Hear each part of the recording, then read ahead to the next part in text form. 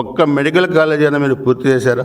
కేంద్ర ప్రభుత్వం నుంచి వచ్చిన నిధులు కూడా మీరు ఖర్చు చేశారా? మీరు ఈ రోజు చంద్రబాబు నాయుడు గారి ప్రభుత్వం పీపీపీ విధానాల్లో పూర్తి చేస్తుంటే గగ్గోలు పెడుతున్నారు. ప్రైవేటులకు ఇస్తున్నారంటే రంగులు వేయడానికి, భవనాలకు రంగులు వేయడానికి, మీ ఆఫీసులు రంగులు వేసుకోవడానికి, సరికి మీ మొహాలకు రంగులు వేసుకోవడానికి 3,000 కోట్లు ఖర్చు పెట్టారు. తర్వాత సర్వే రాళ్ళ మీద మీ ఫోటోలు వేసుకోవడానికి 1,000 కోట్లు ఖర్చు పెట్టారు. దాని తర్వాత మీ సలహాదారులు, మీ సాక్షి పత్రిక, వాటికి 2,000 కోట్లు ఖర్చు పెట్టారు. పర్యావరణాన్ని కూడా లెక్క చేయకుండా ఋషికొండలో నీ ఇంద్రభవనం కట్టుకోవడానికి 500 కోట్లు ఖర్చు పెట్టారు. ఇలా ఎన్ని వేల కోట్లు ప్రజాధనాన్ని వృధా చేసే బదులు ఈ మెడికల్ కాలేజీని కట్టిండొచ్చుగా మిస్టర్ జగన్మోహన్ రెడ్డి అని అడుగుతున్నాను. జగన్మోహన్ రెడ్డి ఆ రోజు అధికారంలో ఉన్నప్పుడు. ఈరోజు గగ్గులు పెట్టాలి, కోటి సంతకాల సేకరణ ఎందుకు?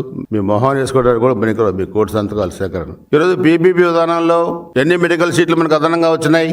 220 పైగా మెడికల్ సీట్లు మనకు అదనంగా వచ్చినాయి. దాంట్లో దాదాపు 120-130 సీట్లు పేద విద్యార్థులకి ఉపయోగపడుతున్నాయి.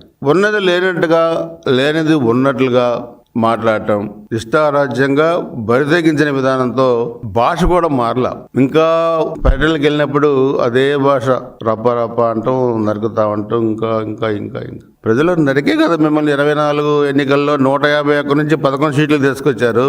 మీరు ఆ నరికిన తర్వాత కూడా ప్రజలు ఇంకా మీలో మార్పు రాలేదంటే మీకు ఆ 11 సీట్లు కూడా వచ్చే ఎన్నికల్లో రాకూడదు అనేది ఈరోజు స్పష్టంగా కూడా అర్థమవుతా ఉంది.